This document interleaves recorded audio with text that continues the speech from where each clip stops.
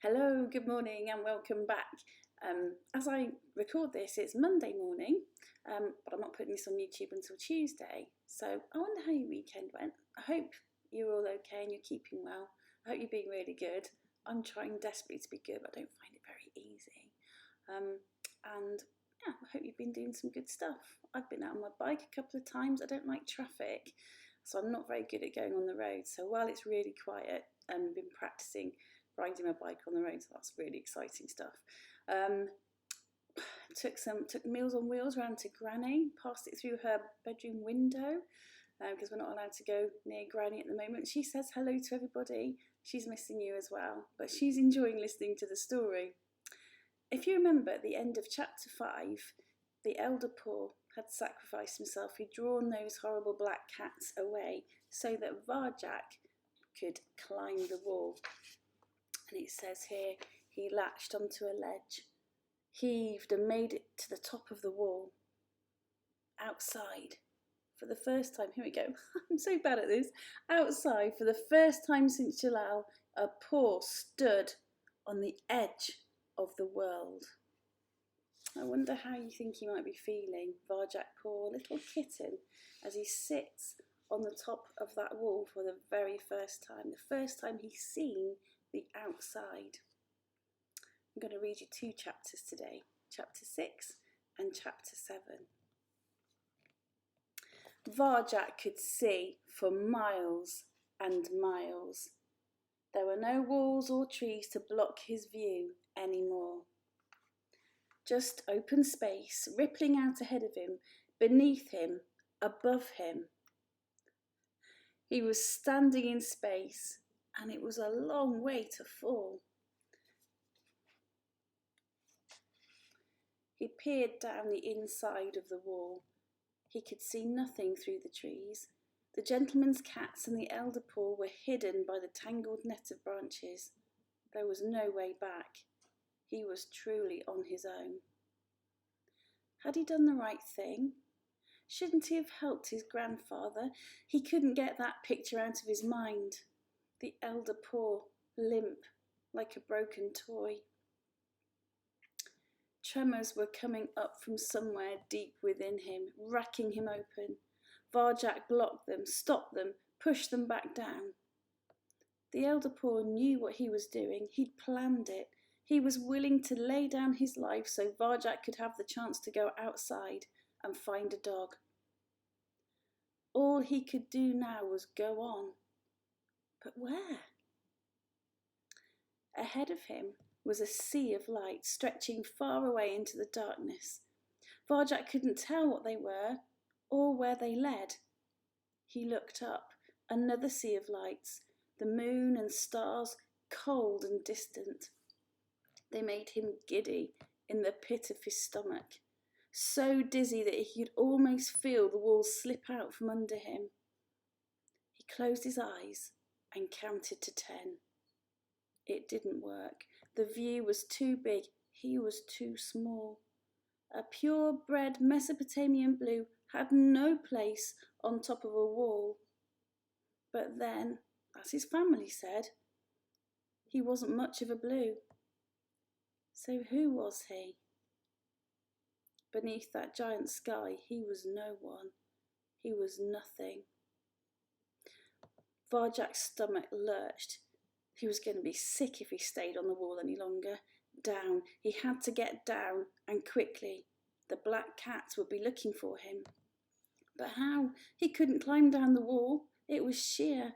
He'd overbalance and crash if he tried. There was a tree outside the wall, just one. He could climb down a tree, if he could only make it that far. He stretched out a paw. His pad zipped on the wet moss that cloaked the stone. He clung on with his claws and regained his balance. A blast of bitterly cold wind almost pushed him over the edge. Another wave of giddiness washed over him. The wind seemed to taunt him with its song. Too high, it sang. Too high, too soon. Varjak tried to shut it out, but the song was everywhere. You've gone too high, too soon. You'll never make it to that tree. He ignored it, positioned his tail for extra balance, and took another step along the mossy stone. It was like walking on ice, treacherous, impossible. In his mind, he saw himself slip, slide, skid off that wall, smashed to pieces on the ground below. He shuddered. Think of something else, he told himself. Think of the way. What was it? Slow time, moving circles, shadow walking. Varjak staggered towards the tree. Too high, whistled the wind. Slow time, he yelled back. He wasn't going to let the wind beat him. Moving circles. He wasn't going to let the wall beat him. Shadow walking. Because he was Varjak Paw and he knew the way. Varjak walked the wall like he'd been walking walls all his life. He was light and springy on his paws. It worked. The way actually worked. He wasn't dizzy anymore. He didn't feel sick. I'd like to see Julius do this, he thought. Now he just had to step into the tree and he could climb down easily. He'd done the hard part. Varjak grinned and pounced onto the nearest branch. Crack! Falling. Didn't test it? Stupid! The wind whipped into his face as he fell downwards to the ground. There he is, look. There's that branch that's cracked. He closed his eyes. And everything went black. Chapter 7. Varjak dreamed. He dreamed he was walking by a river in the heat of the night. Zigzag trees swayed in the warm breeze. The air smelled like cinnamon and tasted of ripe dates. He looked up. The stars were different. They sparkled big and bright in a brilliant sky. Oh, can you see? Special guest appearance again. Bit thirsty. An old cat with silver blue fur like starlight walked beside him. He looked like a Mesopotamian blue, but he wore no collar, and his eyes were amber like the rising sun. Welcome to the land of your ancestors, said the old cat. Welcome to Mesopotamia. Mesopotamia? Where Jalal came from? Jalal the Paw, yes indeed. This was his home in olden days. Varjak's pulse beat a little faster. Did you know Jalal? He said. And if I did? Then I'd ask you questions. Are the tales true? Could he really talk to dogs? And what would he think of me? The old cat cackled.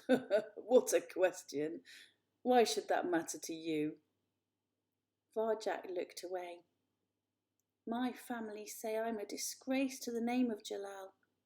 They say I'm not a proper pure-bred Mesopotamian blue. Oh? And what say you? Are you worthy of your ancestors or not? No, said Jalal quietly. He hung his head. I'm not. What if you knew the secret way of Jalal? Would you then be a proper purebred Mesopotamian blue? Varjak smiled sadly, remembering the Elder Paw. I already know about the way, and I feel just the same. You know the way? How impressive. Perhaps you will demonstrate. Strike me. The old cat stopped walking. He blocked Varjak's path. He wasn't big, but something about him looked dangerous. Varjak stepped back a pace. Strike me, he commanded again. His amber eyes flashed. Strike me now, or die where you stand. Well, if that was what he wanted, why not? Varjak swiped gently at the mad old cat, meaning to tap him on the side. But somehow he didn't connect. His paws sailed through the air and thudded harmlessly on the ground. Varjak frowned. How could he have missed? The old cat combed his whiskers. Am I too quick for you? He challenged. Is this the way of Jalal? I think you know nothing, little kitten. Strike me again. This was becoming annoying. Now Varjak wanted to hit him hard. He decided to give it his best shot. There was no way he could miss. He slammed out a silver blue paw, missed completely and lost his balance. Those alien stars twinkled at him with silent laughter as he rolled onto the riverbank. He sprang up again, furious. Once more, goaded the old cat. Varjak's frustration boiled over. He lashed out. His paw flapped stupidly in space and he toppled to the ground. He kicked with his back legs, but he was fighting himself now and he knew it. He was beaten. His elderly opponent peered down at him. I thought the first attack rather half-hearted, he said, as if they were having a friendly chat about the weather. The third was crude and clumsy, as you know. The second showed potential. Yes, but it was slow, terribly slow. Still, you have spirit. If you wish to learn the way, the true way, only ask, and I will teach you. Varjak couldn't speak. The words stuck in his throat. He felt ashamed and embarrassed. It was obvious this old cat knew far more about the way than him, but he couldn't bring himself to admit it. His pride wouldn't allow it. The old cat shrugged. Farewell then. He began to walk away. Something shifted inside Varjak, like a locked door opening. Wait, he called. The old cat turned about. His body shimmered in the warm breeze. Don't go, said Varjak. I want to learn the way. The old cat smiled. Very well. Then I shall teach you. We begin now. He cleared his throat. There are 7 skills in the way of Jalal. The first of these is open mind, and you have just found its secret. For only when you admit that you know nothing can you truly know anything. Varjak's eyes widened as the words sank in. Who are you? Do you still not know me, my son? Jalal? Jalal the Paw, that I am, he winked. Believe none of the tales. So that's the end of the first of Varjak's dreams. And tomorrow we will see how he gets on the outside. I hope you have a great day. I hope you've enjoyed listening to the story. I hope you've enjoyed seeing a guest appearance from Gloria Mouse, who's actually a hamster, but we call her a mouse because that's how we are in this household. I hope you have a lovely day, and remember, you're very precious. Be good, be helpful, and I'll see you soon. Bye-bye.